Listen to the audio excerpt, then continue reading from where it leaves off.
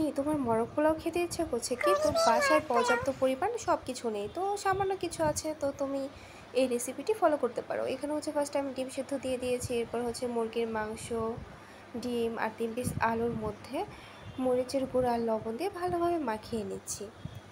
And মাখানো শেষ হয়ে গেলে এরপর হচ্ছে আমি একটি প্যান দিয়ে দিচ্ছি, আর প্যানের মধ্যে তেল দিয়ে দিচ্ছি। এরপর হচ্ছে ডিমগুলো আর হচ্ছে আলু ভেজে নেব। তো আলু আর ডিম একসাথে ভেজে নেওয়ার পরে আমি হচ্ছে আলুটা রেখে দেবো, এরপর হচ্ছে মুরগির মাংসটাও দিয়ে দেবো অ্যান্ড সব কিছু একসাথে ভেজে নেব। এরপর হচ্ছে সবগুলো উঠিয়ে নিব। আর এই তেলের মধ্যে আমি কিছুটা বেরেস্তা করে নিয়েছিলাম, ওটা ভিডিওতে রাখা হয়নি।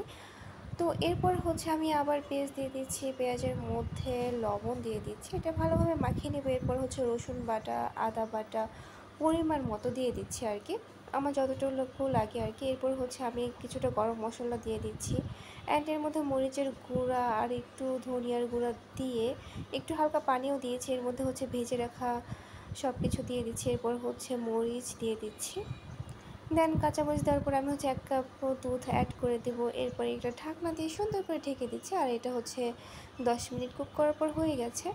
অ্যান্ড এরপর হচ্ছে আমি একটি পাতিল নিয়ে নিচ্ছি, এর মধ্যে হচ্ছে তেল দিয়ে পোলাও চালগুলো ধুয়ে দিয়ে দিচ্ছি এটার মধ্যে। অ্যান্ড এটা হচ্ছে ভালোভাবে ভেজে নিব। এরপর হচ্ছে পরিমাণ মতো পানি দিয়ে দিব, মানে হচ্ছে তুমি যদি 2 কাপ চাউল নাও তাহলে 4 কাপ পানি নিবা। এরপর হচ্ছে লবণ দিয়ে দিচ্ছি, এরপর তেল, ও লবণের মধ্যে একটু মরিচের গুঁড়া আছে কারণ আমি একটু অলস তো তাই। তো এরপর এখানে হচ্ছে 10টা মরিচ আর একটু লেবু নিয়ে নিয়েছি অ্যান্ড এটা ভালোভাবে চেপে চেপে দিয়ে দিব। অ্যান্ড এরপর হচ্ছে এটা ভালোভাবে নেড়ে চেড়ে নিব। এরপর হচ্ছে আলুগুলো আগে থেকে দিয়ে দিচ্ছি আরও ভালোভাবে সিদ্ধ হওয়ার জন্য।